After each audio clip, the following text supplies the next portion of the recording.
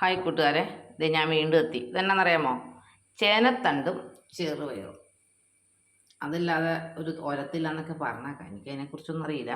ചേനത്തണ്ടും ചെറുപയറും നല്ല കോമ്പിനേഷനാണ്, ഞാൻ ഒലത്താറുണ്ട്. അപ്പം അതിന് വേണ്ടത് ഒരു ചേന എല്ലാം മുളച്ച് വരുമ്പോൾ ഈ 2-3 കൂടെ ഇങ്ങനെ എക്സ്ട്രാ വരും. ആ എക്സ്ട്രാ വരുന്നത് ഒരെണ്ണമാണ് പറിച്ചെടുക്കുന്നത്.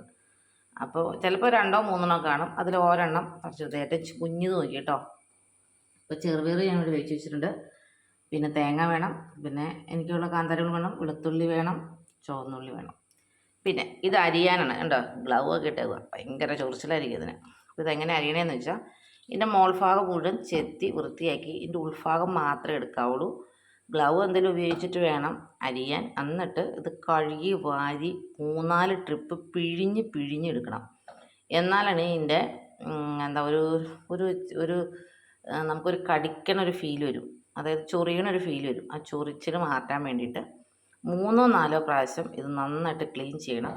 ഇത് ഞാനിന്ന് അരിഞ്ഞ് ഇതാക്കി കൊണ്ടുവരട്ടെ കേട്ടോ.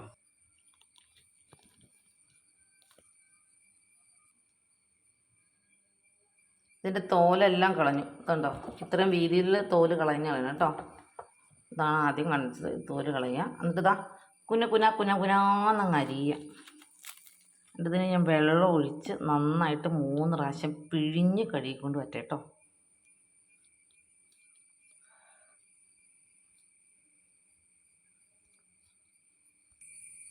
അപ്പോൾ ഇതേ 3 പ്രാവശ്യമായിട്ട് ഞാൻ കഴുകി പിഴിഞ്ഞ് 3-4 പ്രാവശ്യം കൊണ്ട് പിഴിഞ്ഞെടുത്തായിട്ട് ഇവിടെ കൊണ്ടു വെച്ചേക്കണേ.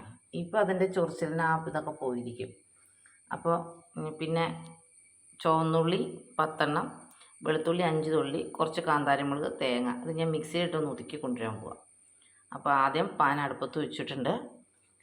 അപ്പോൾ വെളിച്ചെണ്ണ ഒഴിക്കുക. അപ്പോഴത്തേക്ക് ഞാനൊന്ന് ഒതുക്കിക്കൊണ്ട് വരട്ടെ കേട്ടോ. അങ്ങനെ കടുക് പൊട്ടിക്കപ്പോൾ അതേ ഉപ്പും മഞ്ഞൾപ്പൊടിയൊക്കെ ചേർത്ത് വെച്ചാലും ഇടുക. എന്നിട്ട് ഒരു 2-3 5 മിനിറ്റ് വേണ്ട, അപ്പോഴത്തേക്ക് ഇത് വെന്ത് കിട്ടും. അങ്ങനെ ഇത് വെന്തു.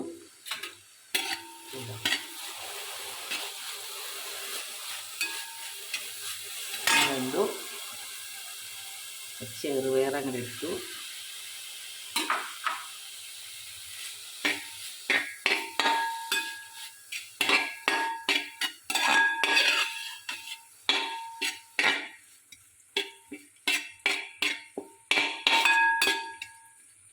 ചേന വെച്ച ശേഷം മാത്രമേ കേട്ടോ ചെറുപയർ ഇടാവുള്ളൂ.